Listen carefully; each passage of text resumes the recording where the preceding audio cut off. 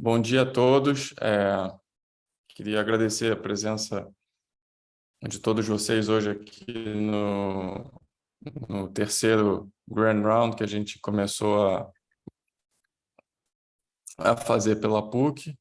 Agradecer a presença do Marcelo Alevato. O Dr. Nassir Gami, ele pediu desculpas, mas ele teve que remarcar a aula dele, a palestra dele. Então, eu pedi para o Marcelo, ele gentilmente se prontificou a ser o principal palestrante de hoje. Eu tinha chamado o Marcelo Alevato junto da palestra do Nassir Gami, porque eles têm alguns pontos de convergência, e tem alguns de divergência também, que ele estava me falando agora há pouco, e uma visão, acho que mais crítica, né, sobre os principais... A principal maneira de pensar, né, da maioria das pessoas. Tem um pouco... algumas pessoas consideram um pouco polêmicas, né, as visões, então eu achei que seria uma boa dobradinha. Mas convidei já o Marcelo para quando o Nassir Gami tiver uma próxima data, para que ele participe também, e aproveitar para ele já dar uma apresentação sobre aquele texto que eu enviei para vocês, do Kandel, de 1998, e ele vai apontar algumas coisas que ele acha que é importante da formação em psiquiatria. A nossa formação costuma ter algumas falhas que acho que precisam ser corrigidas, né? Ele vai falar um pouco sobre isso, eu imagino, e vou apresentar para ele rapidamente para vocês. O Marcelo Alevato, ele é médico psiquiatra, fez o seu mestrado pelo IPUB, na UFRJ, é diretor secretário adjunto da APERJ, membro titular da Associação Brasileira de Psiquiatria, professor convidado do Departamento de Medicina da PUC-Rio, International Fellow pela APA e corresponding member da ECNP, né?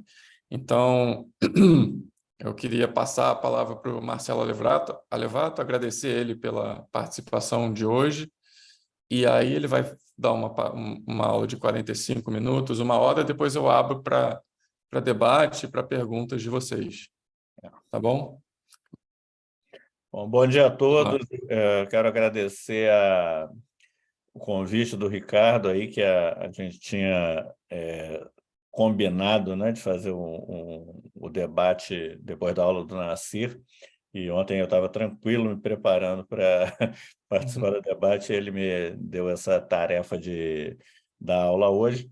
Não foi nada difícil, eu dei uma atualizada numa apresentação que eu fiz no Congresso Brasileiro de 2018, exatamente sobre os 20 anos do artigo do Kandel que vocês leram, né, que vocês receberam. Estou vendo aqui o Sérgio Rocha na plateia. Sérgio Rocha foi meu residente, ele deve ter lido esse artigo lá em 2003, alguma coisa assim, que eu sempre peço para as pessoas que iam, né, para residência em psiquiatria na Marinha, lerem como uma preparação inicial para mais ou menos entenderem a nossa ideologia, né, de ensino. Então, é bem interessante, né? Eu estava até brincando outro dia com uns amigos no que o Nassir, que é um pouquinho mais novo que eu, botou que a apresentação dele era Conselhos a um Jovem Psiquiatra. Eu falei, cara, na semana que eu faço 60 anos, eu vou dar conselho para um jovem psiquiatra, então, realmente, o fim da linha está próximo. Mas vamos lá.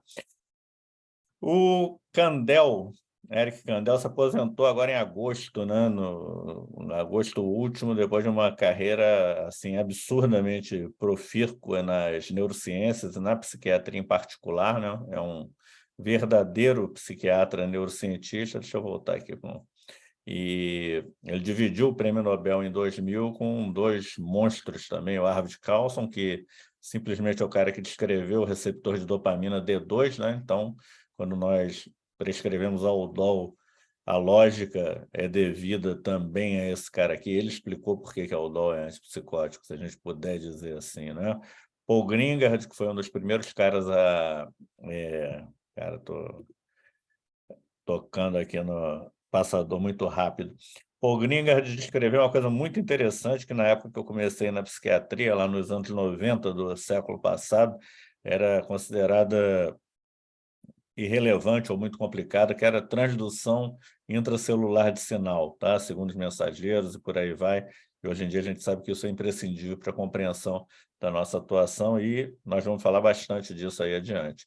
E o Kandel ganhou o Nobel com um trabalho que ele fez, se eu não me engano, no final dos anos 50 ou início dos anos 60, que é o famoso trabalho da aplesia califórnica, que é uma lesma marinha, e ele demonstrou que você podia fazer um trabalho de sensibilização e facilitar a formação de memória nessa lesma, né? E isso é muito interessante porque o papel da serotonina ficou muito claro, e esse trabalho que a gente vai falar, pô, memória de lesma, é isso aí, memória de lesma, prêmio Nobel e um pensamento influente na neurociência até hoje, que é muito legal. Então, vamos lá. Então, aqui é o trabalho que vocês viram, né?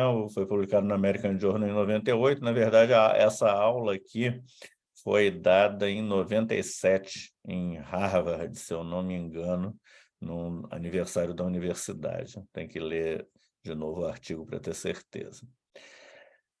E aí, o que o Kandel falou aí de básico, né, nessa aula? Primeira coisa, todos os processos mentais são operações cerebrais. E isso aqui é uma coisa que, alguns anos atrás, era muito polêmico e as pessoas chamavam de reducionismo e ficavam irritadas quando se falavam isso, quando, na verdade, é uma obviedade, né? O processo mental ser uma operação cerebral não significa que ele não que seja apenas uma operação cerebral ou que não haja influência do ambiente, que não possa ser influenciado por psicoterapia, por qualquer outra coisa, né? Qualquer outro estímulo ambiental. Hoje em dia se discute muito espiritualidade, por aí vai, né? Tudo isso influencia, em última análise, processos mentais, né? Eu sou um leitor de Jorge Amado e eu lembro que no livro Tenda dos Milagres ele estava explicando lá o candomblé da Bahia, um personagem que era o Pedro Arcanjo, que era um personagem muito inteligente, falava que aqueles transes tinham uma explicação psicológica, né? Na época ele não falou de nada biológico também, mas o que é psicológico é biológico e vice-versa. Eu já fui bastante xingado por isso, mas isso aí, felizmente, se comprovou algo real. Volta, meu Deus do céu. Vamos lá. Outra coisa, genética é um componente importante de todas as doenças mentais. Mais uma vez, aqui a gente tem que ter muito cuidado, porque quando você fala que a genética é um componente importante, as pessoas às vezes ouvem que é o único componente importante, ou que é determinante para as doenças mentais. E isso é completamente equivocado, né? Eu dei uma aula sobre psicofarmacologia no ABP Web, acho que foi em 21, e uma pessoa fez uma pergunta super agressiva, se eu acreditava que só existiam componentes biológicos e tal. E eu respondi que, obviamente, que não, porque tendo feito segundo grau, eu sei que qualquer característica fenotípica é resultado de uma interação muito complexa entre genética e ambiente, né? E aí a gente passa aqui para o terceiro item candeliano: fatores ambientais influenciam a expressão genética o tempo todo, né? Todos nós somos obras em progresso, então o tempo todo nós estamos sintetizando proteína, nós estamos aprendendo, né? Nós estamos extinguindo memórias também, e com isso estamos alterando o nosso comportamento, né? Todo dia é um aprendizado para o bem ou para o mal, e esse aprendizado só pode ser gravado na nossa memória por meio da expressão genética, tá bom? O que não significa nenhum determinismo biológico, não tá? A genética não determina se eu vou sair na rua e vou sofrer um evento traumático, ou se eu vou ganhar na loteria, etc. Isso é totalmente aleatório do ponto de vista genético, mas vai influenciar a expressão genética. Alterações na expressão genética podem ser iniciadas e perpetuadas pelo aprendizado. Eu acho que isso é muito importante, né? Porque, na realidade, as alterações genéticas relacionadas ao aprendizado são fundamentais para a evolução da espécie humana, no sentido de evolução do conhecimento mesmo, né? No artigo, Kandel fala que a nossa evolução biológica tem sido muito lenta nos últimos anos e que a evolução do conhecimento tem sido muito rápida, porque nós conseguimos armazenar memórias e transmiti-las entre gerações, né? Aqui dá para a gente falar também de linguagem, né? Como a linguagem é importante, é algo fundamental na psiquiatria, porque se você não tiver linguagem para codificar os seus conhecimentos e transmiti-los às próximas gerações, cada geração teria que partir do zero. Seria uma coisa completamente contraproducente do ponto de vista evolutivo, né? Mas não vou devagar por enquanto muito nisso, não. Vamos deixar isso para as divagações para o debate. E aqui outra coisa também extremamente polêmica, né? Está no artigo, mas sempre que algum mensageiro fala, aparece alguém para dizer que não, etc. Psicoterapia atua por meio do aprendizado, tá? Psicoterapia é exercício de autoconhecimento, então você pode aprender a se autoconhecer ou ser treinado, né? Como as técnicas cognitivo-comportamentais, etc. Tudo isso é, na verdade, dependente de aprendizado, de síntese de proteína e de treinamento, né? Você aprende um repertório comportamental e aprender maneiras de pensar também é uma maneira de aprender. Aprender a se autoconhecer também é uma maneira de aprender, tá bom? Então, esses 5 princípios básicos, né, que o Kandel enumera aí no início do artigo, acho que vão dar a base aí do que nós vamos conversar daqui por diante, né? Como eu conversei com o Ricardo antes, eu sou de uma época em que a formação na psiquiatria era muito deficiente, e como eu estou há quase 40 anos na psiquiatria, tenho 35 só de formado, eu não vejo muita evolução nisso, não, tá bom? Mas vamos conversar aqui de uma maneira mais ilustrada para a gente poder discutir isso. E o papel de vocês, espera aí que eu vou voltar aqui, porque eu acho que eu botei um slide. Na verdade, eu estava com a ordem da apresentação, era essa aqui, e eu botei a minha apresentação para facilitar aí a leitura do Ricardo. Então, na verdade, esse slide aqui, meu Deus do céu, estou precisando me acostumar com esse computador aqui, mas vamos lá. Então, esse slide aqui eu acho muito interessante, né? Esse slide aqui é do Robert Builder, é um cara de Los Angeles, e já é um slide bem antigo que eu uso sempre. Quem já assistiu a aula minha já deve ter visto algumas vezes esse slide. Ele é um cara que criou uma coisa que o Nassir deve gostar muito, que é um consórcio de fenômica psiquiátrica cujo símbolo é um DSM rasgado, tá? Então, esse cara aqui é o anti-DSM, e a gente sabe que DSM-5 de 2013 foi cercado de um monte de polêmicas que a gente vai discutir agora, mas o que eu acho em relação a jovens psiquiatras, o que a gente tem que ter consciência é o seguinte, que nós somos treinados para...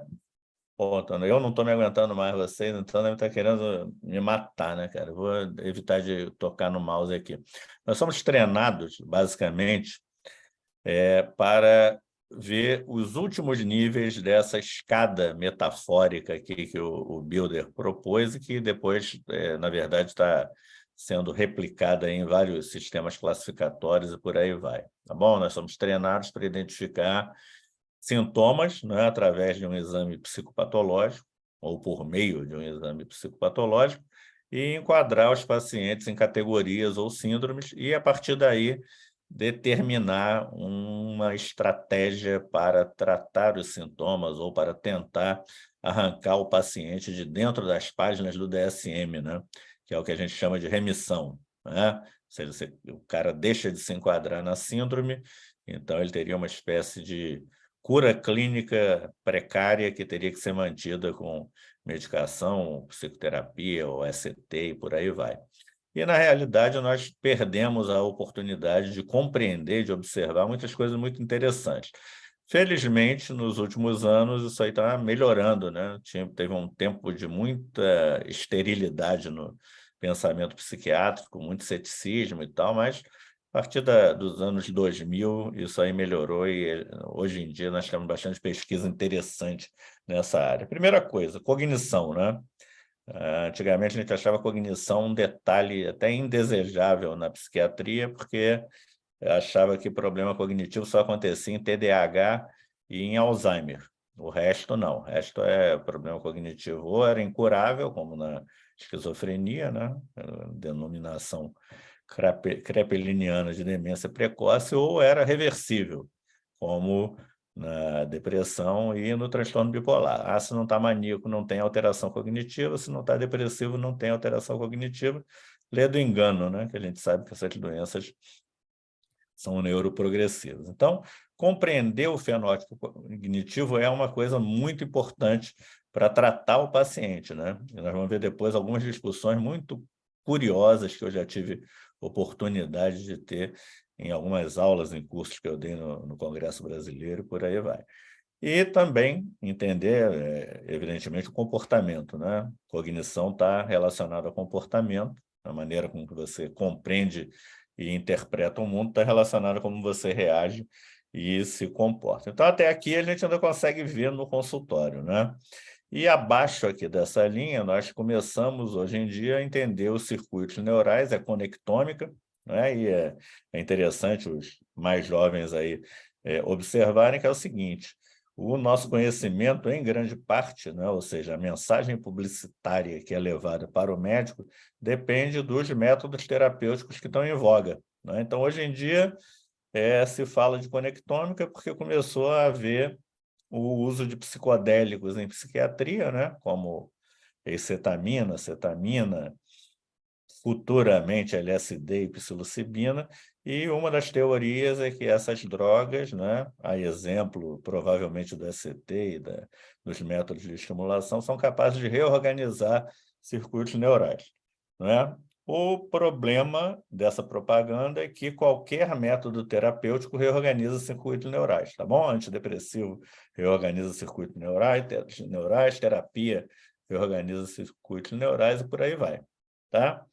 E aí, voltando aqui um pouquinho abaixo, né, nós caímos na neurotransmissão clássica, que é o método básico de prescrição em psiquiatria. Normalmente, a gente entende o quê? A sinapse, né? E aí, nos tempos lá que o Sérgio era meu residente, o cara entender o que acontecia na sinapse já era uma coisa considerada absurdamente complexa, etc. Muita gente achava, inclusive, desnecessária, né? A gente tinha uma visão de que isso não era importante na prática, porque, nas palavras de um ex-supervisor meu no Instituto de Psiquiatria, nós não somos pesquisadores, nós somos clínicos, não temos que compreender o receptor de dopamina D2. Foi exatamente isso que eu perguntei para ele, o do Carlson, né? Falou, não, nós somos clínicos, não precisamos ler isso. Então, beleza, a posição dele, fez uma carreira de sucesso pensando assim, não vou criticá-lo, né?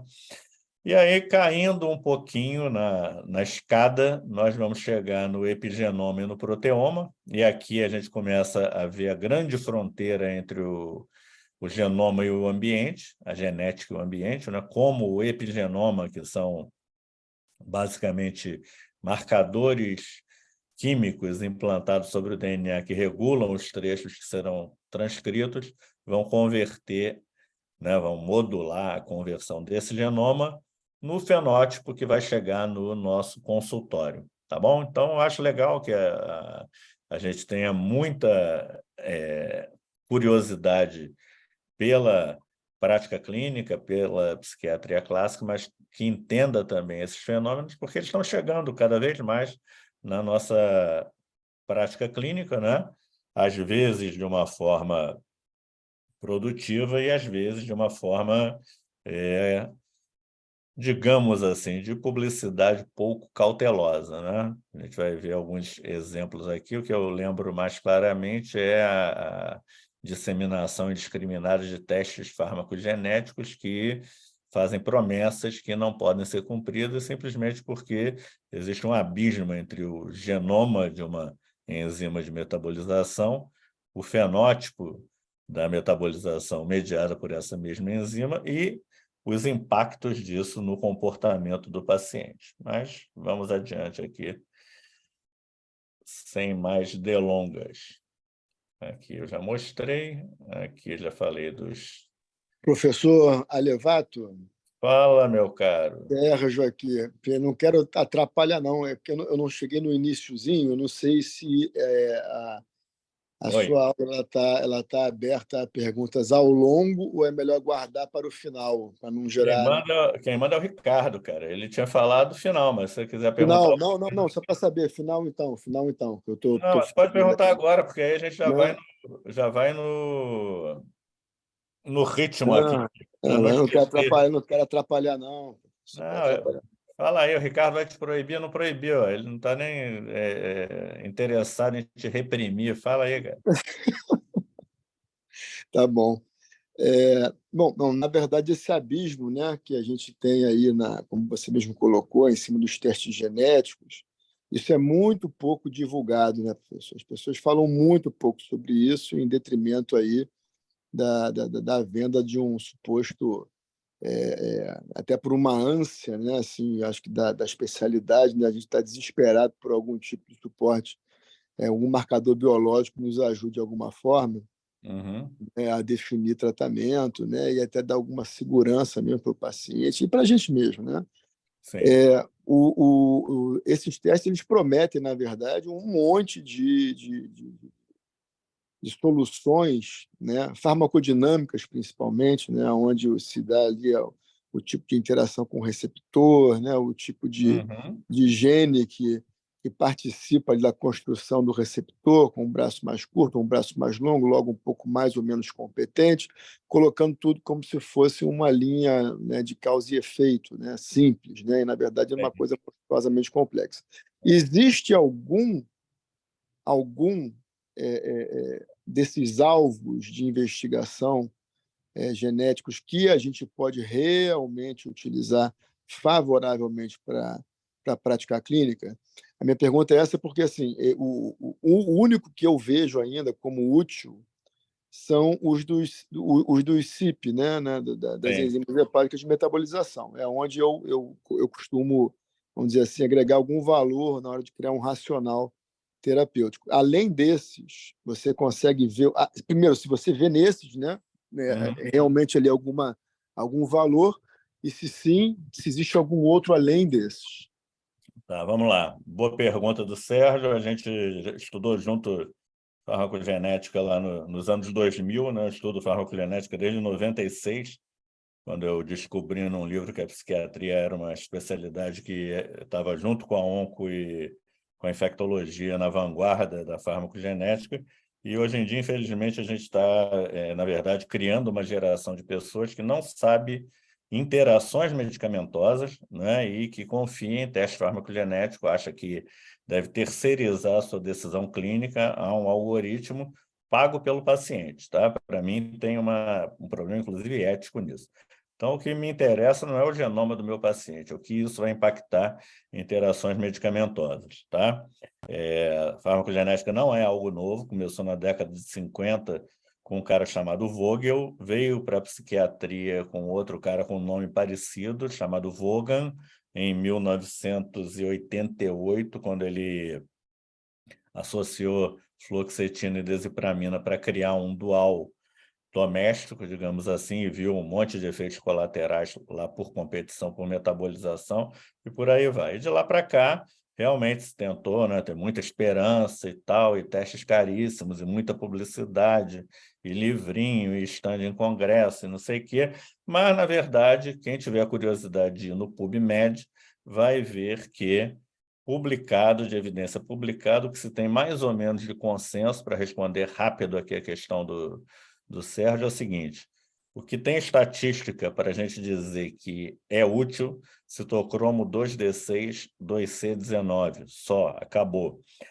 Além disso, se você quiser ser muito preciosista, e isso tem no artigo de um cara chamado Chad Bousman, que é um dos caras que mais publica sobre isso, que é um entusiasta, inclusive, da farmacogenética, você pode genotipar 2D6, 2C9, 2C19, 2 antígenos HLA, que estão relacionados a Steven Johnson com carbamazepina e oxicarbazepina, HLA A e B, e um outro antígeno, que é DNA, um outro gene, que é da DNA polimerase gama, se chama POLG, que está ligada à hepatite tóxica com o uso de valproato. Tá? Então, hoje em dia, se você for ver aí os laboratórios, eles já fazem, né, para ampliar o leque de pacientes, versões muito simples desses testes. Então, na realidade, eu acho que é muito importante. Assim, eu não preciso de DNA polimerase gama se eu não for prescrever valproato, eu não preciso de antígeno HLA se eu não for prescrever carba ou oxicarba, eu provavelmente não preciso de 2C9, preciso de 2D6 e 2C19 estatisticamente, tá bom? Que não significa que eu não possa ver um polimorfismo raríssimo e tal num paciente resistente, ok? Porque, na verdade, o que é comercialmente interessante para esses caras é o que eles chamam de farmacogenética preemptiva, ou seja, todo mundo vai fazer teste e o doutor já vai prescrever baseado no teste, o que é um absurdo, né? Mesmo que fosse comprovado, seria um exame complementar e não é para ser usado antes de examinar o paciente. Então, meu conselho é o seguinte: estudem interações medicamentosas. Estudando interação medicamentosa, você vai entender a farmacogenética e vai saber quando utilizá-la. Basicamente é isso. Você falou aí do transportador de serotonina, isso aí é um achado do Avsalon Caspi, publicado na Nature em 2003, que não tem comprovação, né? Alvo fármaco dinâmico nenhum tem comprovação estatística de relevância na prática clínica, ok? Tem alguns estudos que falam de maior prevalência de efeitos colaterais, que maior vulnerabilidade ao estresse, mas nada disso foi comprovado como relevante nos estudos que avaliaram a utilidade clínica, ok? Então, vamos lá, vou aqui continuar depois dessa ótima interrupção aí feita pelo Sérgio, né? E vou aproveitar para convidar as pessoas que tiverem curiosidade. Eu acho que em agosto nós vamos ter um evento na Cliff que vai falar de métodos polêmicos, né? Então, a neuroimagem, acho que vai ser o Paulo Matos, sistema endocannabinoide vai ser o Cripa, e eu vou falar exatamente de testes farmacogenéticos.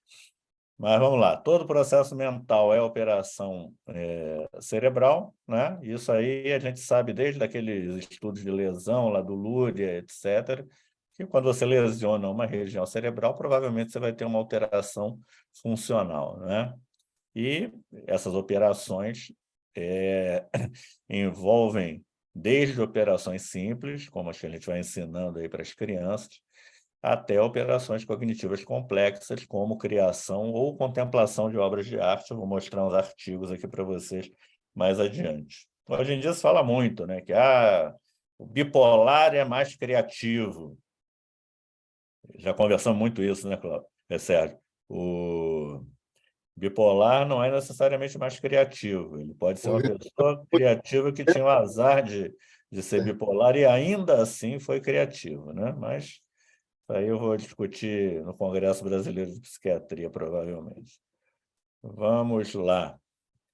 Olha que interessante, né? E estamos falando aqui de atividades diárias, né? Uma das coisas que eu acho sempre tive como convicção é que a neurociência tem que ser algo que esteja acessível ao público, né?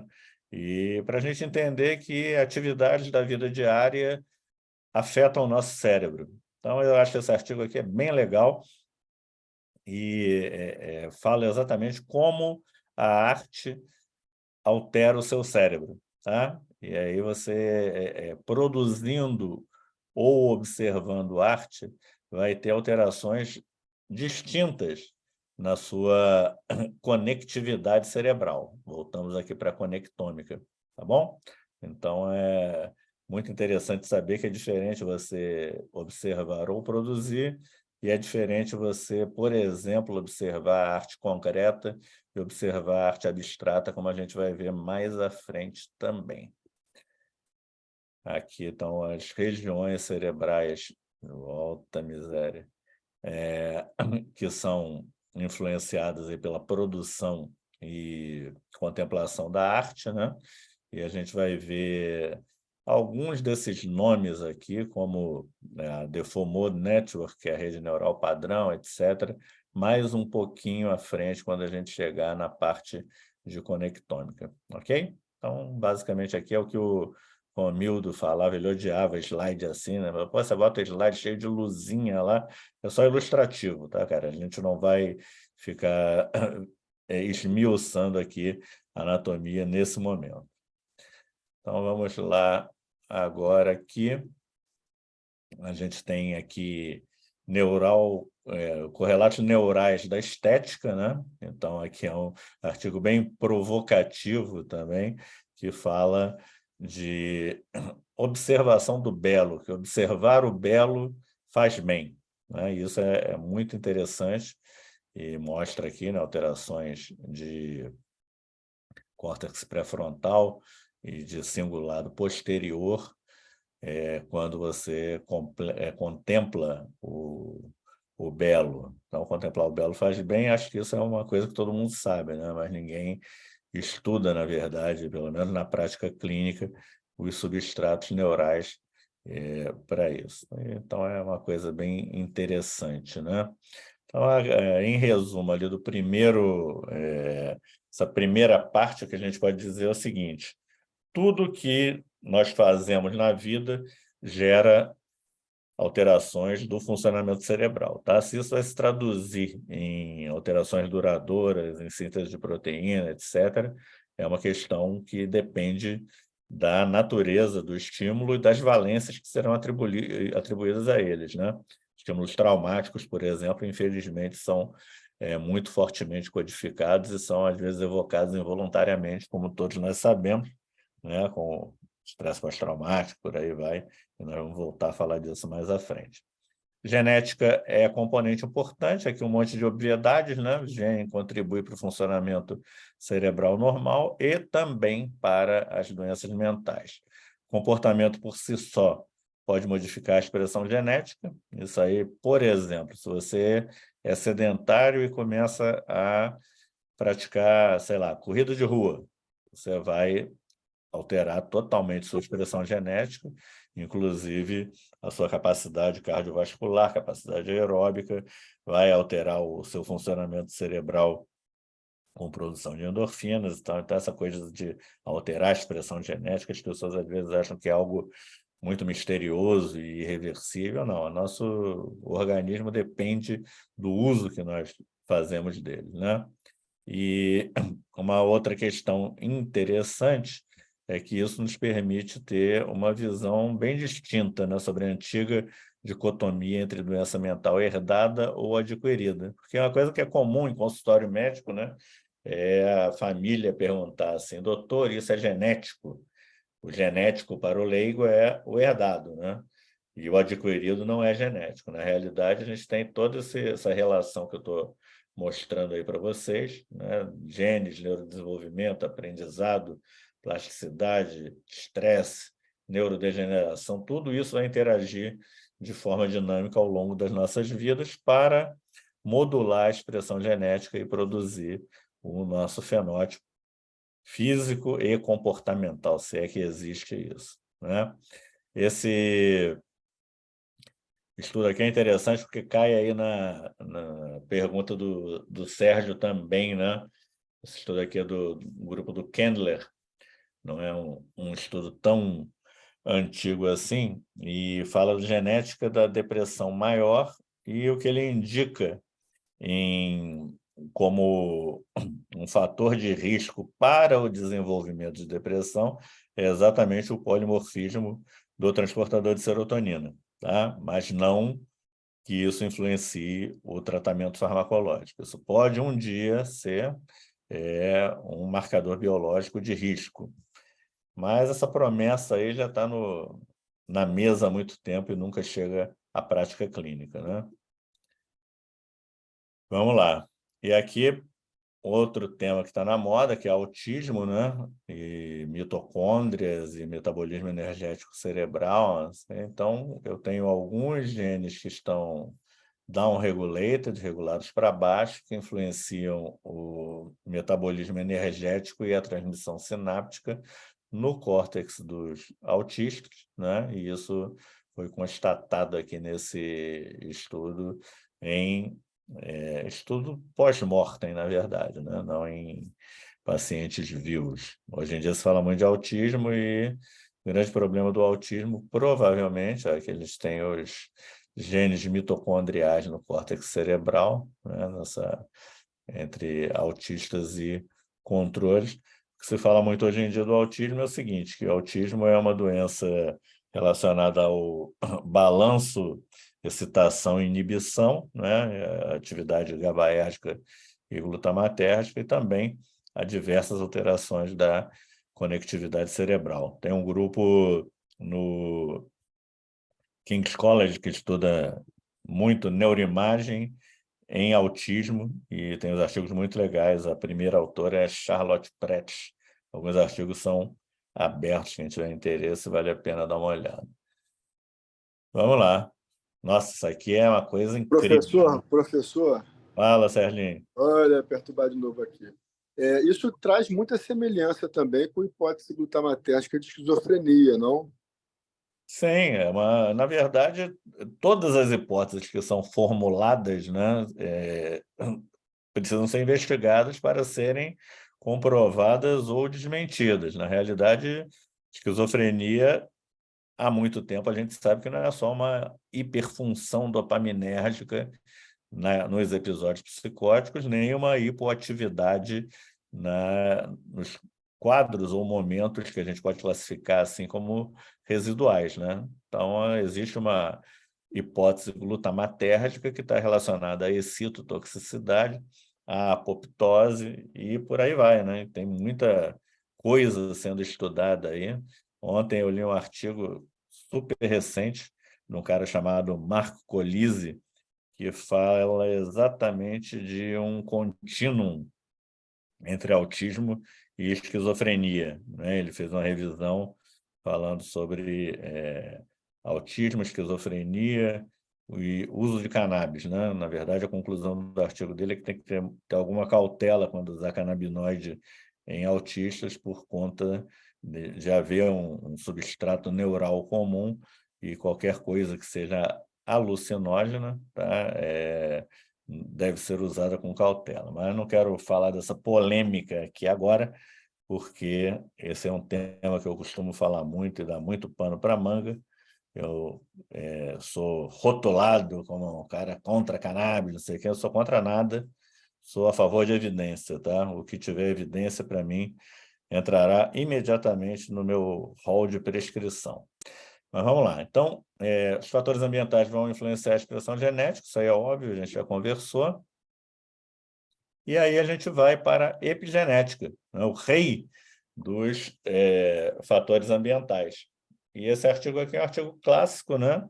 Do Mário Fraga, 2005, da Progress, da revista que é do grupo Nature. E, na verdade, o que eles demonstraram foi o seguinte: esse estudo aqui é muita inteligência, tinha metodologia. E aqui tem esse rodapé que eu botei, e eu botei duas frasezinhas aqui apelativas, né? Viver modula expressão genética, óbvio, né? E essa aqui é importante, porque muita gente não sabe. Alterações epigenéticas são estáveis, são ligações químicas covalentes muito estáveis, mas não são irreversíveis. Você pode alterar o epigenoma do paciente, tanto com intervenções, digamos assim, entre aspas, biológicas, como com psicoterapia, ok? E a grande sacada aqui é o seguinte: gêmeos de 3 anos de idade, padrões de metilação muito tênues ainda, né? E muito semelhantes entre si. Se eu pegar um par de gêmeos de 50 anos de idade, eu vou ter muita metilação e muita diferença entre os componentes de cada par. tá bom? Porque aqui a vida já imprimiu 47 anos de experiência no epigenoma deles. Tá? Então, aqui ele tem todos os potenciais para o bem ou para o mal. Aqui, várias encruzilhadas aí biológicas e vitais também já foram escolhidas, e cada escolha uma renúncia, o cara não vai virar atleta aos 50 anos, né? E por aí vai. Então, é só para a gente lembrar isso. O epigenoma vai regular a síntese de proteína, e quanto mais velho eu for, menos flexibilidade epigenética eu terei, provavelmente, ok? E então, alterações na expressão genética podem ser iniciadas e mantidas, né, perpetuadas pelo aprendizado. O aprendizado é uma forma de tratamento epigenético, tá? Isso é uma coisa muito interessante. E aqui a gente tem um encontro da epigenética com a conectômica, tá? Você pode ter mesmo, até alterações estruturais de circuitos neurais no cérebro decorrentes do aprendizado. Isso aqui é muito legal, tem muitos métodos de neuroimagem para se observar isso, mas ainda está no nível experimental, né? O que é importante a gente salientar é o seguinte: tudo isso que nós estamos vendo aqui é importante e pode nos ajudar na terapêutica, no diagnóstico desde já, tá? Mas ainda é experimental. A gente não vai sair pedindo exame de neuroimagem funcional para todo mundo, teste farmacogenético para todo mundo, e acreditando que qualquer nova terapêutica funciona maravilhosamente, porque não é bem assim, né? A gente precisa de dados. Então, aqui ele mostra exatamente as alterações morfológicas no aprendizado do inglês, né? Então, as áreas do cérebro relacionadas volta aqui, a produção do som, né? A produção das palavras e a atribuição de significado, né? E aí eles, aqui nesse artigo, falam da habilidade das crianças de nomearem e compreenderem algo que elas veem, que é algo muito superior a dos adultos, mas elas têm menos capacidade, obviamente, de pensar abstratamente e nomear algo a partir de uma história que elas ouçam, por aí vai, né? Então, basicamente é isso. Aqui a gente tem mais flexibilidade e, ao longo do tempo, você vai tendo modificações, inclusive estruturais, do seu cérebro quando você aprende a linguagem, né? A gente falou da linguagem como algo fundamental na transmissão do conhecimento, e é óbvio que ela marca, né? Gera marcas biológicas, anatômicas, etc., no nosso cérebro. Aqui é interessante, né? Você pode prever, aqui a gente começa a fazer uma encruzilhada entre neuroimagem funcional e padrões cognitivos. Esse estudo aqui é de 2018, não é tão velho assim, né? Relativamente novo, e os caras fizeram a previsão da flexibilidade cognitiva usando até uma ressonância estrutural. Então, você vê uma coisa anatômica, né? E regiões temporais estão relacionadas, né? Em termos de volume de substância cinzenta com a flexibilidade cognitiva. Quanto menos substância cinzenta temporal, menos flexibilidade cognitiva você tem. Então, padrões de comportamento inflexíveis podem estar relacionados ou a alterações anatômicas ou podem gerar alterações anatômicas, né? A gente não sabe isso. Aí é uma questão de ver o que aconteceu primeiro. Será que eu ser treinado para a inflexibilidade me dá uma certa atrofia temporal microscópica, digamos assim? Ou será que essa atrofia que eu já tenha gera um padrão inflexível? Perguntas a serem respondidas, tá? Outra coisa aqui, né? Fascículo arqueado à esquerda, né? Que liga a área de Wernicke à área de Broca, está relacionada ao aprendizado de palavras. Aqui não tem surpresa nenhuma, né? Aqui eu tenho as correlações estruturais, e quando eu aprendo as palavras e aprendo o seu significado, eu aprendo à esquerda, né? Fascículo arqueado à esquerda. E qual é a grande coisa legal aqui? Quando eu aprendo a prosódia, eu aprendo à direita, né? Porque a mesma palavra pode ter significado totalmente diferente dependendo da prosódia, né? E isso é um dos grandes problemas quando a gente vê, por exemplo, conversa em WhatsApp. Conversa em WhatsApp não tem prosódia, né? E isso aí gera maus entendidos, se é que eu acertei aqui o plural, porque você pode achar que alguém está sendo rude com você, quando, na verdade, a pessoa só fez uma brincadeira e por aí vai. Tá bom? Então, muito legal a gente estar na era agora, né? Começando a inteligência artificial. Ontem eu fiz um testezinho, pedi para o ChatGPT fazer um texto sobre o Candel, fez um textinho legal. Sugiro, quem quiser saber mais sobre Candel, pode perguntar ao ChatGPT.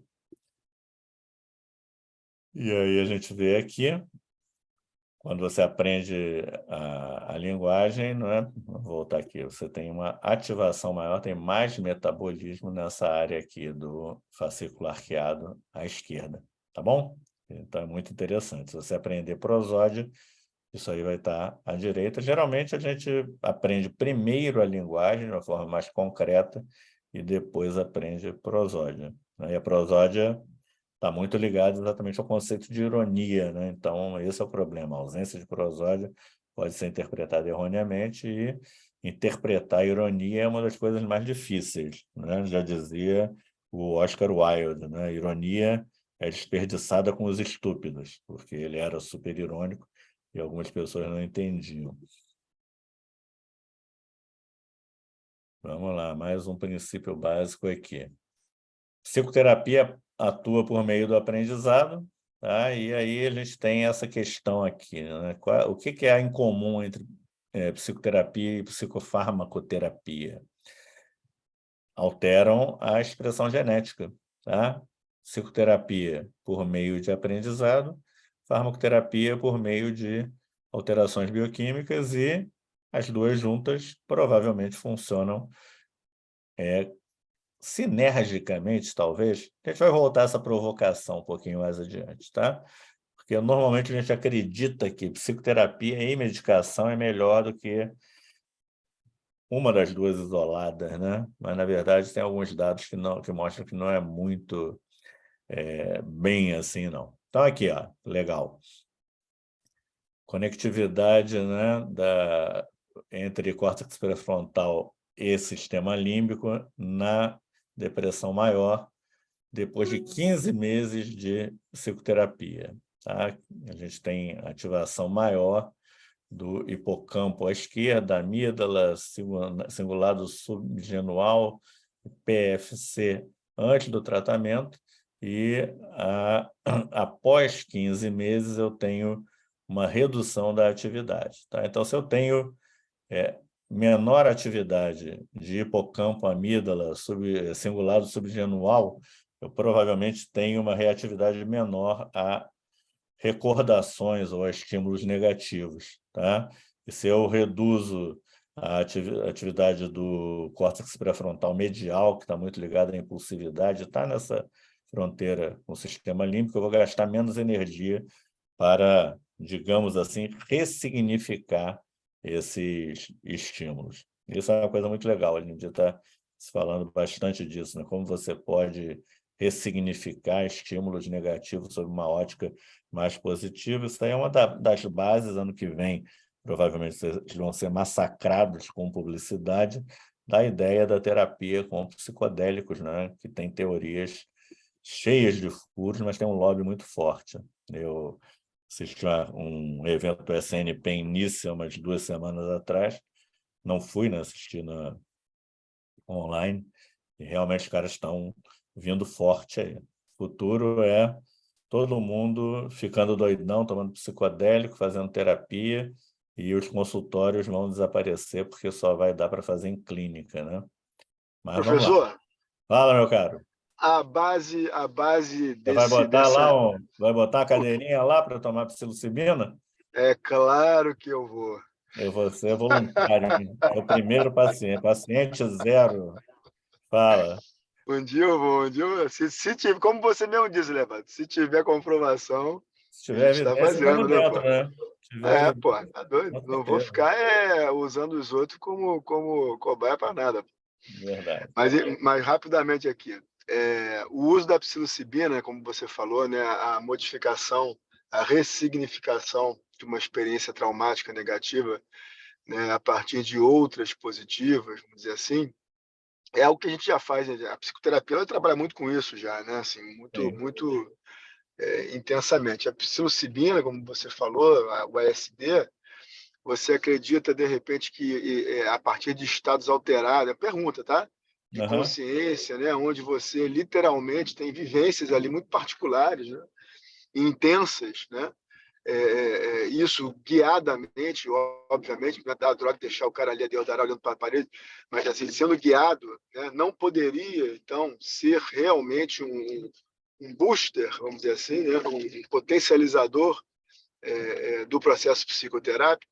É a partir disso que vem essa teoria ou tem alguma outra coisa somente Vamos lá. farmacológica? Como é que é? Eu conversei outro dia com o doutor Marcos Gebara, grande psicanalista e grande psiquiatra também, e estava falando exatamente sobre essas teorias, né?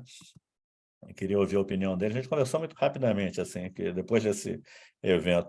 Na realidade, cara, a psilocibina é um agonista 5-HT2A, né? Então não tem nada de novo ali. Você faz uma superestimulação de um tipo de receptor serotoninérgico, isso aí é o efeito sináptico.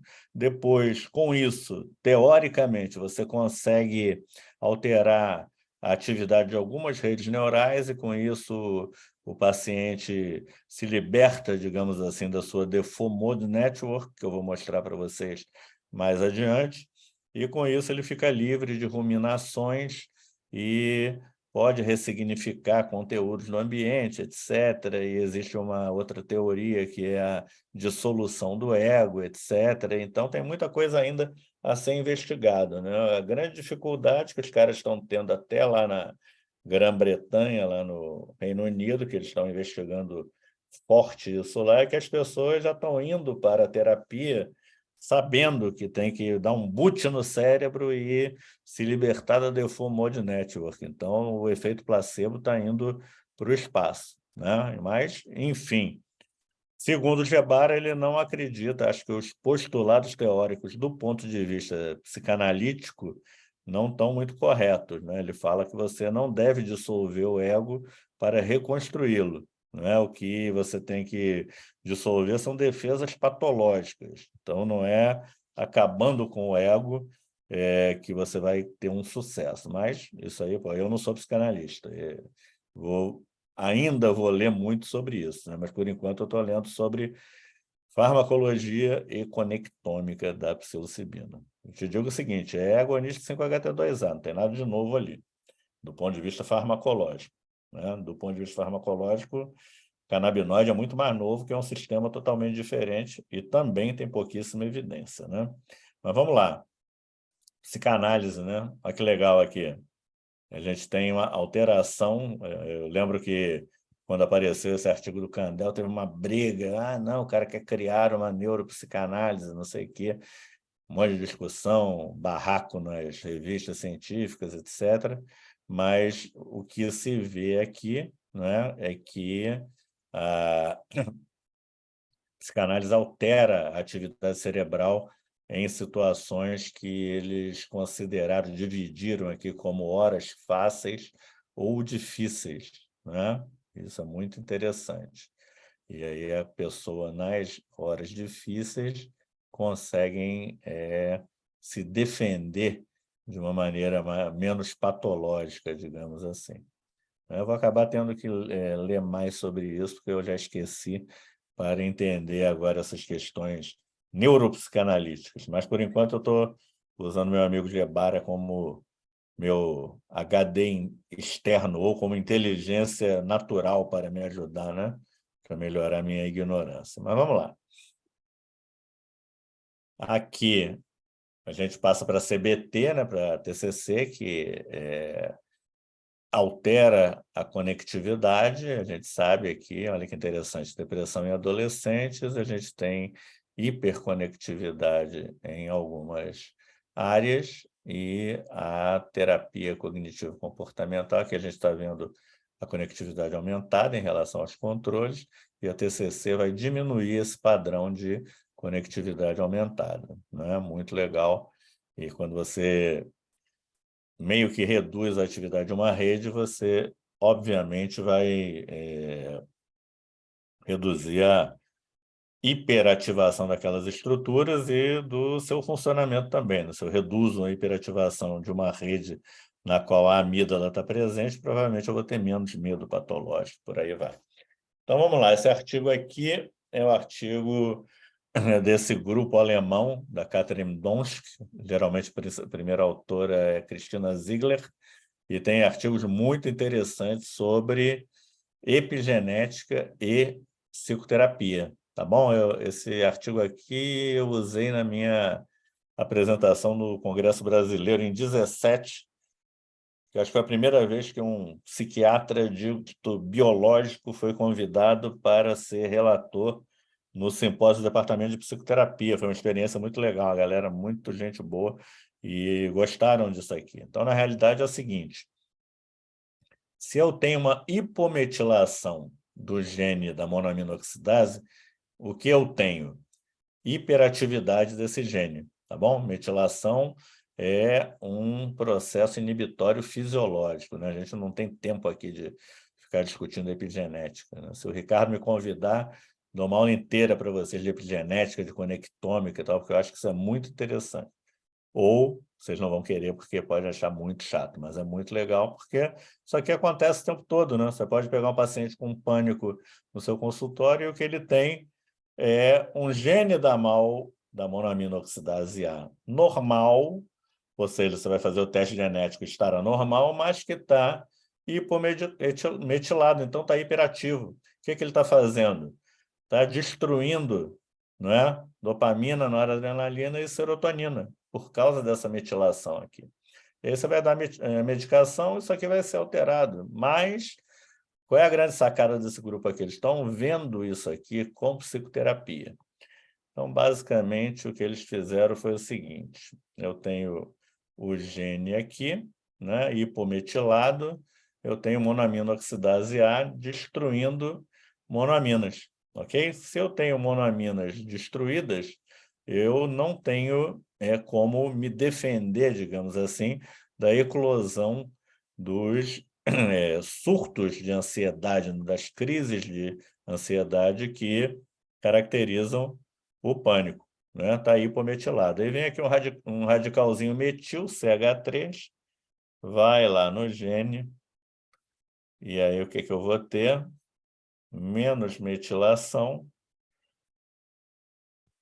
e mais serotonina ali no sistema límbico, né? Que é o principal repressor, digamos assim, dos ataques de pânico. Tá bom? Então, o psicoterapeuta altera a metilação do DNA e altera a neurotransmissão. Vejam que interessante, né? Há algum tempo atrás, isso poderia ser considerado uma heresia, mas nós temos os dados que comprovam que isso é uma realidade. E tem muito estudo interessante desse grupo aí, inclusive em pânico, em toque, se eu não me engano, em estresse pós-traumático também. Mais recente é em toque. E aí, vamos lá, falei de conectômica para vocês, agora eu vou mostrar para vocês o que são os circuitos neurais. Aqui, ó.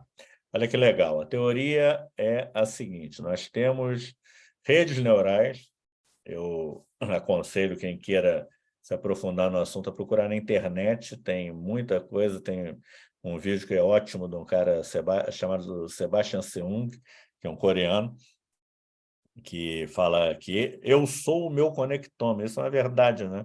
Nosso conectoma é construído com as experiências na vida. E aí, para nós não nos demorarmos muito, eu teria uma rede default, que é a rede padrão, né? Que essa rede aqui que está ativada quando você está pensando ou tentando pensar em nada, né?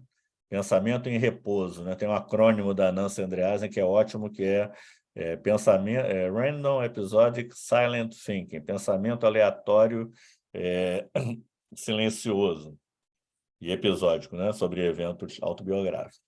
E essa rede aqui, quando você tem a sua atenção atraída por algo no ambiente, ela é desativada em termos, né, reduz a atividade, e a rede que passa a predominar é essa rede aqui, de saliência, tá bom? Aí você vai atribuir significado ao estímulo que te fez desligar a DEFO e vai atribuir um afeto negativo ou positivo a esse estímulo, tá? Claro que para você fazer isso, a tua rede de atenção tem que estar funcionando também, e aí você vai escolher no seu repertório comportamental uma resposta adequada.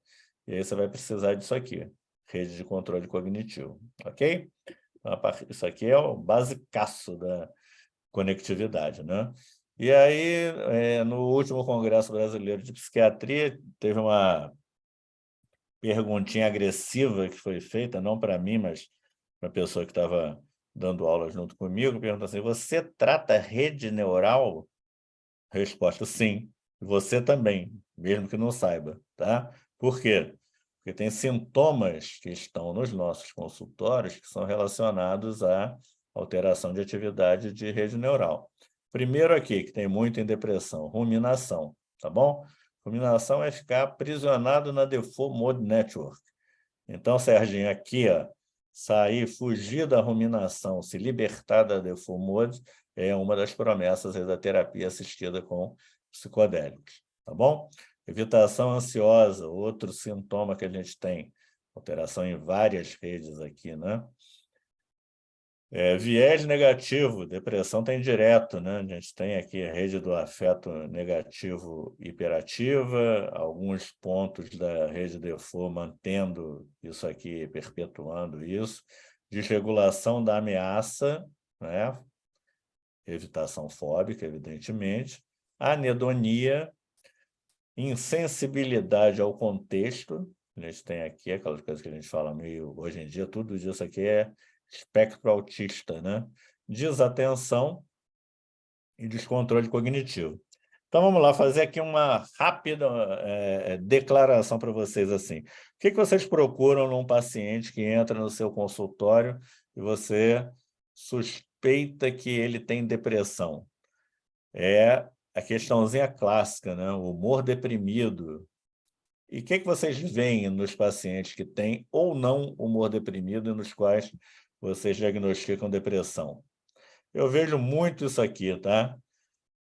Desatenção, indecisão, ruminação, anedonia e procrastinação, tá? Tudo isso está relacionado a essas alterações de redes neurais aí. Então, é uma coisa que a gente tem que levar em conta. Nós estamos exercendo terapêuticas que alteram a conectômica, estamos procurando e tentando melhorar sintomas que não estão necessariamente nas páginas do DSM, né? O Nassir vai falar disso com certeza. E aí tem esses 2 artigos que eu vou mostrar aqui rapidamente para vocês. Marcador biológico de transtorno depressivo maior. Esse artigo aqui foi publicado em 2013 pelo grupo da Helen Mayberg e foi feito com uma população de um estudo sobre depressão. E o que eles viram foi o seguinte, que a gente tem o metabolismo da ínsula anterior como um preditor de resposta à psicoterapia ou à medicação. Esse artigo aqui foi o primeiro a dizer que você não necessariamente terá um resultado melhor em todos os pacientes com a associação de psicoterapia e medicação. O que eles disseram é o seguinte: se você fizer psicoterapia e medicação, quem responderia a um dos dois irá responder, mas você vai desperdiçar recurso, porque eles responderiam de qualquer maneira, tá? Tem gente que tem um padrão de metabolismo na ínsula, nesse estudo aqui, por favor, ninguém vai sair pedindo PET scan para ver atividade na ínsula dos pacientes, né? Nesse estudo aqui ficou demonstrado que se você tiver, por exemplo, uma atividade, uma conectividade menor, você vai ter uma possibilidade maior de responder ao medicamento. Se você tiver uma conectividade maior, você vai ter uma possibilidade maior de responder à terapia. Isso é legal, né? Esse artigo aqui foi groundbreaking, lá em 2014, se discutiu muito, e agora, 2023, tá? Isso aqui é de março de 2023, mesmo grupo, Helen Mayberg, reanalisaram esses dados dessa mesma população e demonstraram o seguinte, que há padrões que são compartilhados entre psicoterapia e medicação, quando você vê quem responde ou não, tá bom? Então, o que é compartilhado é isso aqui, conectividade entre o córtex cingulado subgenual e as áreas somatomotoras, então, relacionadas à psicomotricidade, o efeito da psicoterapia e da medicação é a mesma, tá? E quando eu vou ver outras áreas de conectividade, os pacientes que respondem à psicoterapia, que remitiram, né, isso aqui é pós-tratamento, tiveram um aumento de conectividade em áreas relacionadas à atenção, a controle cognitivo e função executiva, o que é compatível com o quê? Com a nossa teoria de que a TCC atua por meio do aprendizado, tá bom? Então, eu tenho mais atividade aqui em áreas pró-cognitivas, digamos assim, menos atividade em áreas somatomotoras, redução da ansiedade somática. Com o medicamento, mesma coisa, redução da ansiedade somática, e tenho redução da conectividade entre essas áreas, digamos assim, pró-cognitivas, o que sugeriria um efeito mais ansiolítico propriamente do que propriamente antidepressivo, pró-cognitivo da medicação. Vamos lembrar que essa medicação aqui foi escitalopram, tá? O mais forte dos puramente serotoninérgicos. Então, é muito legal, né? Compatível com o que a gente estuda. E aí, todo mundo tem toda a liberdade, né? Tanto psicoterapeutas como psiquiatras, dizer, pô, isso aí é maluquice, não tem utilidade nenhuma, é só besteira, eu quero diagnosticar depressão, passar o remédio, ou então fazer minha terapiazinha, ganhar meu dinheiro e vamos embora. É uma posição que eu respeito, mas que eu acho que é, assim, perder a oportunidade de aprender muita coisa e de estar atento para identificar muitos padrões de comportamento dos pacientes que podem nos sugerir qual o melhor método terapêutico para aquele caso específico. E aí, vamos lá. O Nassir, né? Nassir-HM é o cara contra o DSM também, então a gente vai ter a oportunidade de conversar com ele sobre isso. E em 2013, a gente teve o DSM-5, que depois virou DSM-5-TR, não sei o quê, e aí uma polêmica absurda, porque nessa época o Instituto Nacional de Saúde Mental Americano estava propondo essa classificação aqui, que é o ARDOC, que inicialmente era direcionada à pesquisa, mas virou uma polêmica, porque disseram que o Thomas Insel e o Kutzbert queriam acabar com a psiquiatria, né? Eu vi pessoas inteligentes falando, eles querem acabar com a psiquiatria, estão criticando o DSM. Falei, cara, DSM não tem torcida, né? Hoje em dia a gente tem torcida de tudo, né? Tem torcida de cannabis, torcida de DSM, torcida de ARDOC, isso é tudo besteira. Na realidade, a gente tem que entender, né? E vamos lá, vamos entender o ARDOC aqui. O ARDOC é a tentativa exatamente de estudar todos aqueles níveis que a gente está falando desde o início da apresentação. Deixa eu terminar logo antes que vocês me matem aqui, né? E aqui a gente tem as dimensões do ARDOC, isso aqui é muito importante, você vê isso tudo no consultório facilmente. Olha que interessante. Valência negativa, né? Medo, ansiedade, manutenção de ameaça, perda, não recompensa frustrante, valência positiva. Sugiro a vocês que acessem aqui esse site, é muito legal isso aqui. Aprendizado de recompensa, avaliação de recompensa, responsividade à recompensa, né? Isso aqui, anedonia, está tudo aqui. Domínio cognitivo, né? Você vê tudo aqui, ó, controle cognitivo maravilhoso, seleção de meta, atualização, representação, manutenção, inibição, monitorar desempenho, tudo de funcionamento executivo, memória de trabalho, cognição social, que é super importante, super subestimada, né? Na nossa prática clínica normalmente, porque as pessoas acham assim, não, cognição social é porque o cara está doente, não tem prazer, então, quando tratar, vai melhorar. Não necessariamente, tá? Alerta e regulação e sensório motor, tá bom? Isso aqui é muito legal, tá no site do NIMH, aqui vocês podem ver lá a matriz do ARDOC. E aí, só para mostrar para vocês que a gente tem naquela escadinha do slide inicial, isso aqui mesmo, né? Genes, moléculas, a epigenética está aqui, né? Células, circuitos, fisiologia, comportamento, que seria cognição e comportamento, né? Aqui seria neurotransmissão, e autorrelato, que é o paciente, né? Síndrome, que o paciente conta para a gente.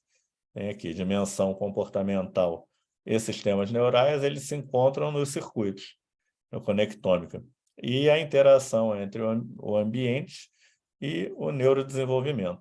E aqui a gente acaba virando, né, um fenótipo que vai ter mais ou menos tendência a atribuir valências negativas ou positivas, mais ou menos capacidade cognitiva, mais ou menos habilidades sociais, mais ou menos capacidade de manter a atenção e regular o comportamento e mais ou menos habilidades psicomotoras, tá bom? Então, essa estrutura básica do ARDOC eu acho bem interessante.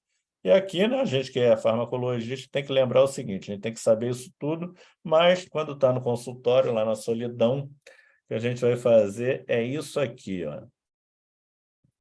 Vai alterar a permeabilidade de canal de cloro e hiperpolarizar neurônio com benzodiazepínico, com estabilizador do humor, com canabidiol, por exemplo, as pessoas falam, canabidiol é bom para dormir, modulador alostérico positivo GABA, exatamente igual ao Rivotril, né? Que é uma decepção terrível para as pessoas. Nossa, tem um dos mecanismos é igual ao do Rivotril, um dos mecanismos um só, tá? Mas tem outros que são parecidos com de outros fármacos também.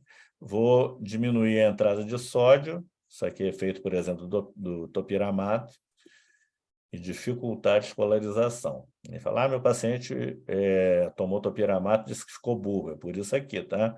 Ele não consegue ativar as cascatas glutamatérgicas, abrir os receptores NMDA e permitir a entrada de cálcio, que vai, em última análise, alterar aqui os mensageiros intracelulares e ativar as cascatas de transcrição genética, ok? Então, basicamente é isso. Na época que eu comecei na farmacoterapia, muito pouca gente dava importância ao GABA e ao glutamato, né? Era bem espantoso, assim, se prescrevia benzo e ninguém sabia nada de GABA, era uma maravilha. E glutamato menos ainda, glutamato era uma coisa meio de maluco, assim, tem um livrinho do Eric Nestler de 94 que começou a chamar a atenção para isso. Glutamato era coisa do Ajinomoto. Isso aí, a gente falava disso, né, cara? Se não tiver... Qual era? O que a gente falava lá na Marinha? Se não existisse barreira Hematoencefálica, Ajinomoto estava em Ajinomoto depressão. seria fatal, não é isso?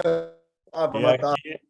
aqui a gente tem outro tipo de receptores, né? Eu mostrei para vocês ali canais iônicos, e aqui a gente tem proteína G, e eu vou fazer aqui um exercício rapidinho com vocês, né? A gente falou de rede neural da atenção, e a gente, quando está monitorando um ambiente, a gente está lá com a rede Defoe, né? Aí, rede Defoe, meus neurônios estão despolarizando e repolarizando com saída de potássio, normalzinho, né? Sem prestar atenção em nada. Aí, quando algo chama a minha atenção, eu ativo acetilcolina, vou ativar uma proteína quinase C e vou manter meus neurônios despolarizados. Então, tá lá, saliência e atenção.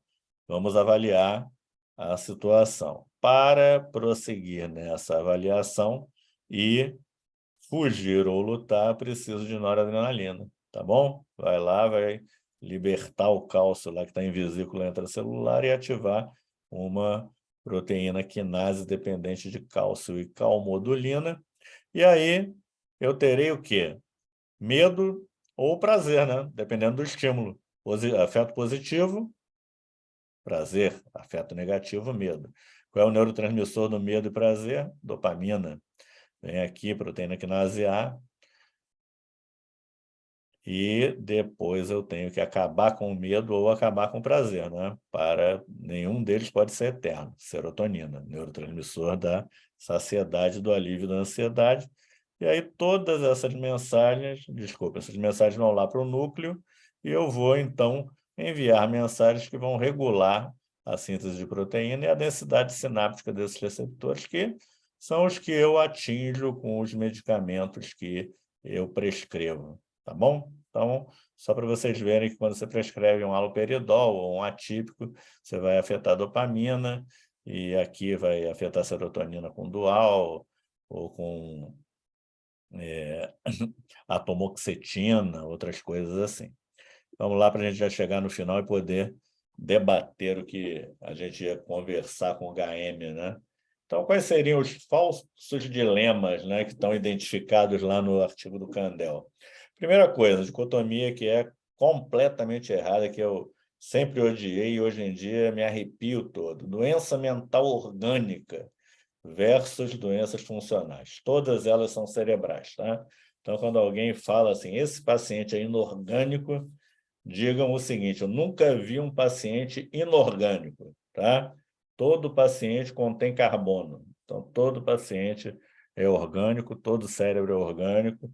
O cara pode ter uma doença mental decorrente de uma condição clínica, de um traumatismo, etc., mas é uma doença mental, tá? Não é orgânica contra doenças inorgânicas ou funcionais. Diagnóstico categorial que a gente usa na prática hoje em dia, né? CID e DSM, versus dimensional, um exemplo dos quais é o ARDOC, tá? Não é o único. Genética e ambiente, então não há nada puramente genético nem puramente ambiental, a epigenética regula essa transcrição aqui. Cérebro equipotente versus localizacionismo, né? Antigamente a gente achava que plasticidade do cérebro faria com que ele fosse capaz de resolver qualquer lesão, criando desvios neurofisiológicos, digamos assim, e havia também, saiu horrível, aqui tem um A mais, aqui, localizacionismo, que é aquela teoria do Luria, né? Que cada lesão gera uma alteração específica. Se você tem conexão entre regiões cerebrais, você pode ter uma lesão num determinado ponto e isso se manifestar em alteração de atividade de outra região cerebral que está distante, né? Basicamente, a substância branca é uma fiação, né? Se a gente falar a grosso modo, então você tem influências recíprocas à distância. Prevenção e diagnóstico precoce, isso aqui é horrível, né? Da nossa época lá em Serginho. Eu sou muito mais velho que você, mas pô, prevenção e diagnóstico precoce era considerado o quê? Estigmatização do paciente, né? Não pode dizer que é esquizofrênico porque vai estigmatizar. Hoje em dia a gente sabe que tem pessoas em alto risco de conversão em esquizofrenia, em outras doenças também, que se você fizer abordagens muitas vezes psicossociais preventivas, não se converterão, por exemplo, em psicóticos, né? Não é estigmatizar, é tratar precocemente, que é um axioma da medicina, né? Não vou esperar o cardiopata infartar para não estigmatizá-lo, né? Ah, não, você está bem, cara, você está só com um pouquinho de falta de ar, está fora de forma, continua aí sem se tratar e tal, e beleza. E infartou, agora é cardiopata. Isso é ridículo, né? E a gente tem essa questão. E para identificar isso, a gente tem aquele conceito dos endofenótipos, né? Que seriam sintomas subsindrômicos que estariam presentes também em parentes dos pacientes e que seriam indicadores cumulativos do risco. Mais ou menos assim, eu tenho um limiar para me tornar psicótico e tenho pequenos indícios de que isso vai acontecer. Quanto mais indícios, genéticos ou comportamentais, né? Por exemplo, comportamento esquizoide, crenças bizarras, né, esquizotípicas, etc., são endofenótipos de psicose que podem chamar a atenção para uma intervenção precoce. Psiquiatria e neurociências também tinha um antagonismo, né? Na verdade, as neurociências precisam da psiquiatria para compreender os pacientes e para tentar descobrir coisas que possam influenciar os seus desfechos, né? Na verdade, essa última linha aqui, hoje em dia, está meio prejudicada, porque o que a gente tem é muito neurocientista charlatão, né? Muito, muito, muito. Muita gente que não tem habilitação adequada, né? Tinha outro dia até um no Big Brother, né? Ah, sou neurocientista. O cara é neurocientista e fala um monte de bobagem, etc. Neurocientista é Candel, né? Neurocientista é Candel, igual o meu tio dizia, quando a gente ia ver futebol, craque é Zico. O resto, fulano é craque. Não, craque é Zico. Neurocientista é Candel, o cara que fica falando aí que não, que nós temos que fazer abordagens esdrúxulas para tratar doença mental e tal. Isso não é neurociência, sinto muito. Estudar neurociência não te faz neurocientista, né? Uma Exatamente. pós-graduação em neurociência não me faz neurocientista. Nem que seja um fellow em Harvard. Exatamente, Para exatamente. começar, até porque fellow em Harvard hoje em dia não significa nada, né? Mas é da mesma coisa, o cara faz uma graduação em filosofia e vira filósofo, né? Saiu da faculdade, recebeu o diploma, é Aristóteles, não existe isso. Mas vamos lá, terminar aqui para a gente poder discutir. Essas aqui as implicações para o futuro vistas em 97, vocês veem que não mudaram muito não, né? Vocês acham aí? Fala a opinião. A gente está na média da psiquiatria com consciência que essas coisas aqui são importantes realmente?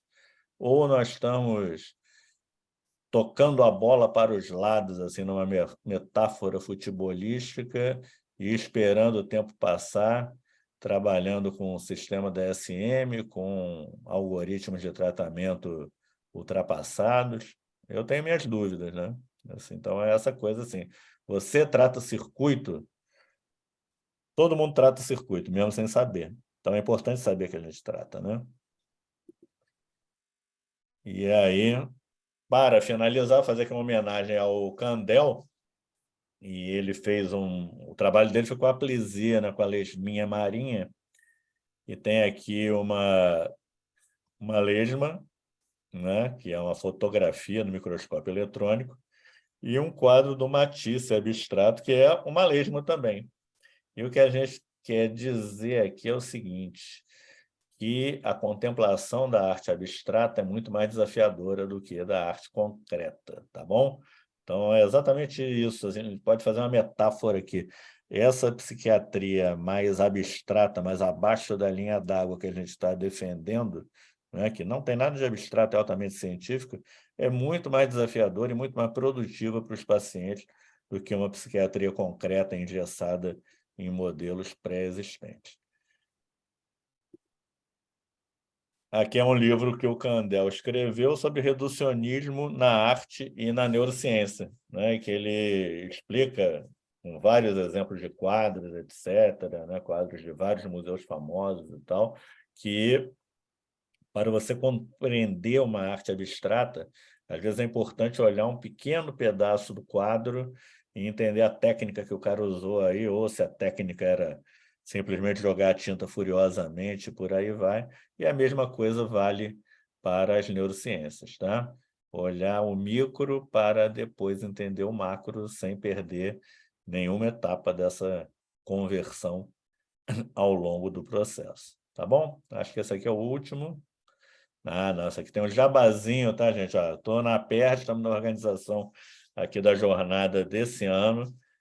O tema é esse aqui, Psiquiatria nos Tempos da Inteligência Artificial. Estamos tentando preparar um programa muito bacana. Quem quiser e puder prestigiar, acho que vai ser muito legal. A gente está precisando dar um upgrade na psiquiatria aqui do Rio de Janeiro. Estamos muito tempo assistindo São Paulo e outros lugares aí evoluírem e nós estamos mais ou menos parados, né? Acho que agora é hora de, pelo menos, a gente tentar retomar aí antiga, atualizar, né?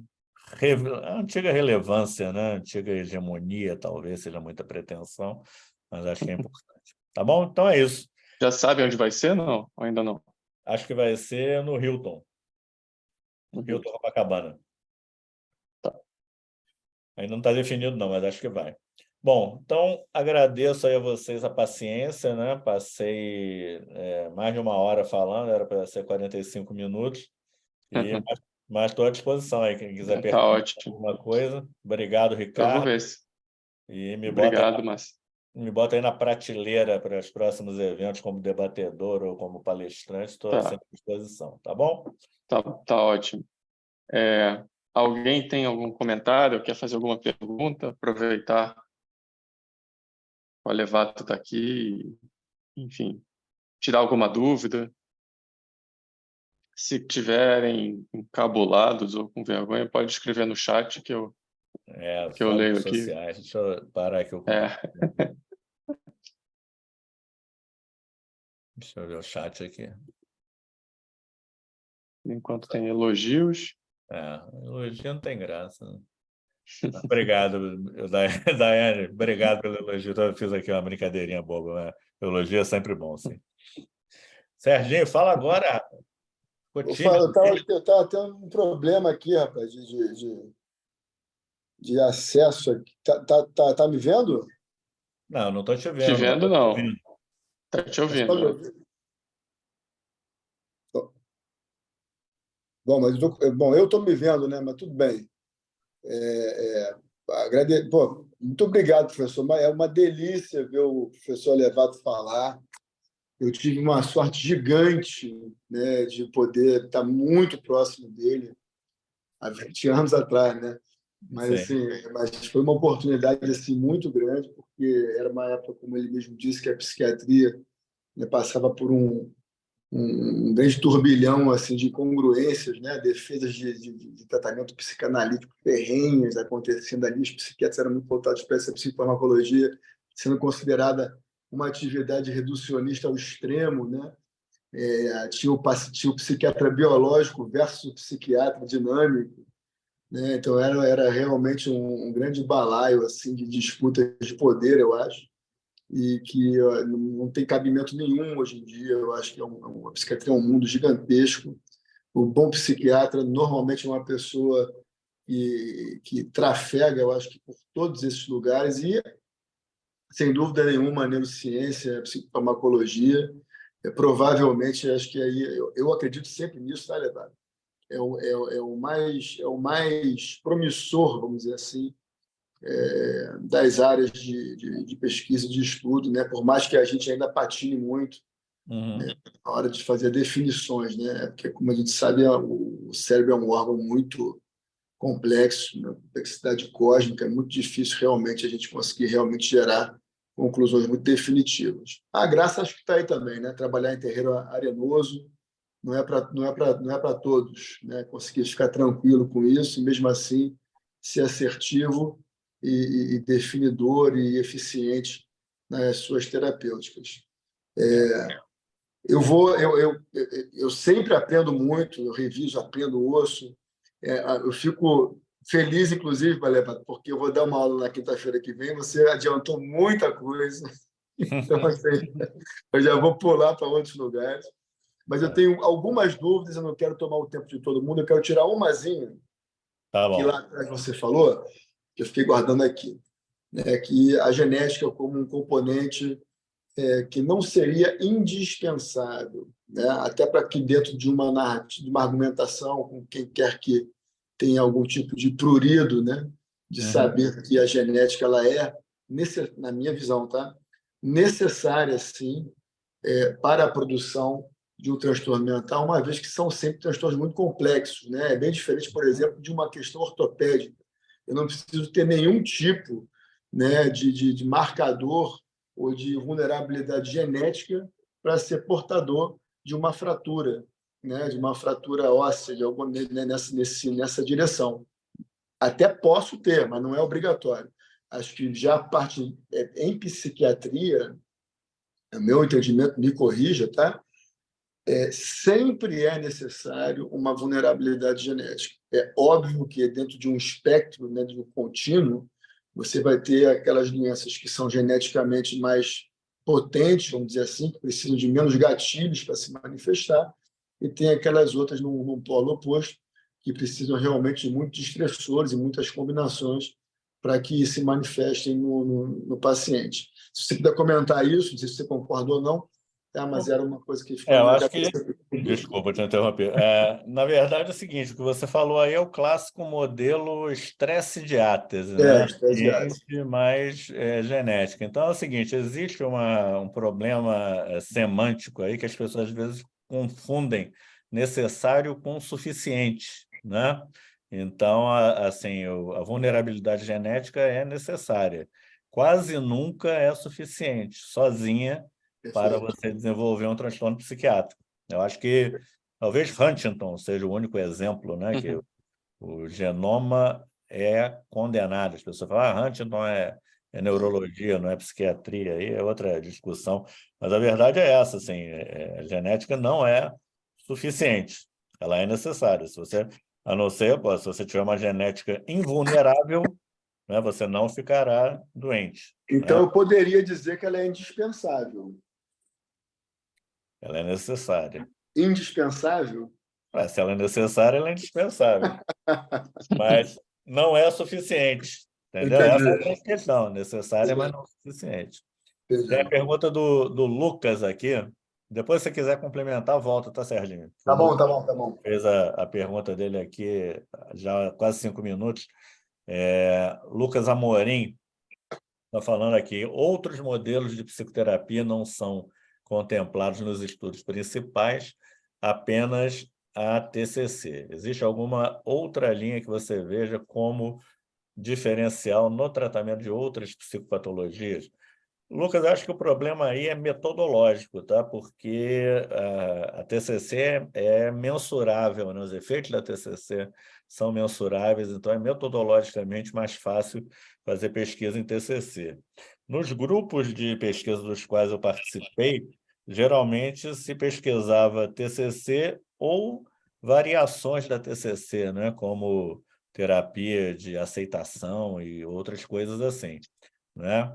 Então, eu não sei exatamente qual seria a metodologia para você produzir evidência clínica com outros tipos de psicoterapia, e qual seria a melhor metodologia para gerar publicações nesse modelo que a gente fala, né? Para gerar evidência. Essa é a grande questão. Agora, óbvio que outras formas de psicoterapia têm relatos de sucesso que a gente não tem por que descredibilizar. A grande questão, assim, eu não sou versado nisso, mas em termos de geração de evidência, a TCC é muito mais fácil de investigar e muito mais fácil de cegar também, né? De você botar o paciente numa lista de espera e avaliar o resultado.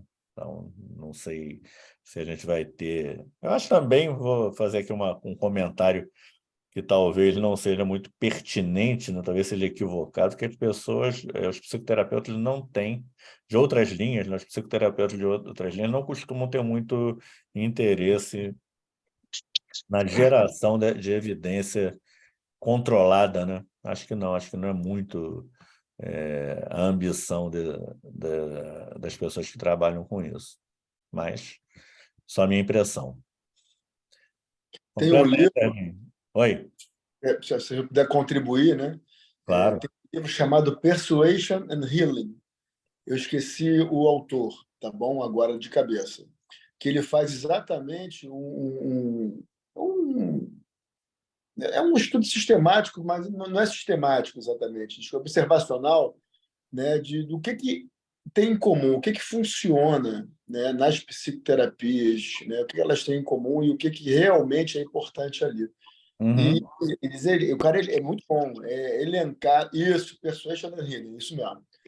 Que aí ele elenca, né, exatamente quais são as características comuns, né, que o psicoterapeuta deve desenvolver para ser realmente eficiente no seu tratamento, que as teorias, né, as linhas, vamos dizer assim, de pensamento, né, que ele vai utilizar como ferramentário argumentativo, né, narrativo e propositivo, não seriam assim as coisas mais importantes, né? Que assim, uma atitude mais empática, né, a capacidade de sim trazer o paciente para dentro ali do teu universo mental, né, da tua crença, né, demovê-lo e acolhê-lo, validá-lo, né, são coisas que seriam muito mais potentes do que necessariamente a linha de pensamento em si, seja ela psicanalítica, TCC, interpessoal e assim sucessivamente. É um livro interessante, só estou colocando aqui como dica. Legal. Eu acho assim, as psicoterapias cada vez mais interessantes, né? Tenho grandes amigos como o Leandro Malói Diniz, que é provavelmente o maior neuropsicólogo do Brasil e tal, que trabalha com uma linha muito interessante, produz muito também.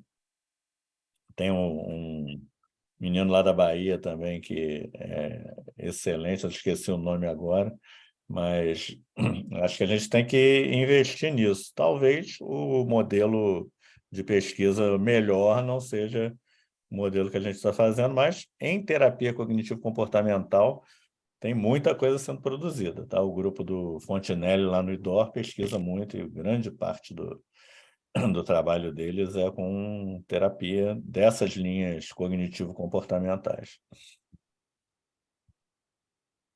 Então é isso? Eu acho que é isso. Deixa eu ver se Então, tem mais alguma pergunta para alguém. Obrigado, Marcelo. Obrigado, Sérgio, pelas perguntas e pela aula. eu agradeço aí, São... agradeço o convite, agradeço a paciência de todos, né? E me desculpa aí pelo anticlímax. Obviamente, Não, mas o eu elenco, acho que daria o para elenco era mais daria. sofisticado, né? Mais qualificado e mais nos defendemos. Não, acho que foi ótimo. Acho que daria para a gente ficar aqui conversando mais uma hora, sem problema nenhum. Mas a gente pode continuar essa conversa daqui, quando nascer Gaemi ou Gami, não sei como é que se pronuncia o sobrenome dele. A gente continua a debater essas perguntas de qual o modelo epistemológico que funciona melhor ou que mais se adequa Muito à legal, vai ser psiquiatria. muito bom. E obrigado pela participação de todos e a gente se vê em junho. Eu vou ver quando ele me der a data, eu mando para você e divulgo para todo mundo. Guardem a data em agosto para irem lá para o evento da PERJ. Vai ser obrigatório para os alunos da PUC. E, se precisarem de qualquer coisa, pode entrar em contato comigo. Se tiverem alguma pergunta depois, pode me passar que eu coloco o Marcelo em contato com vocês. Enfim. Perfeito. Obrigado, pessoal. Obrigado. Um grande abraço. Pela iniciativa, viu? Bom fim de semana para todos. Obrigado a vocês. Valeu, gente. Grande beijo. Tchau, tchau. Tchau.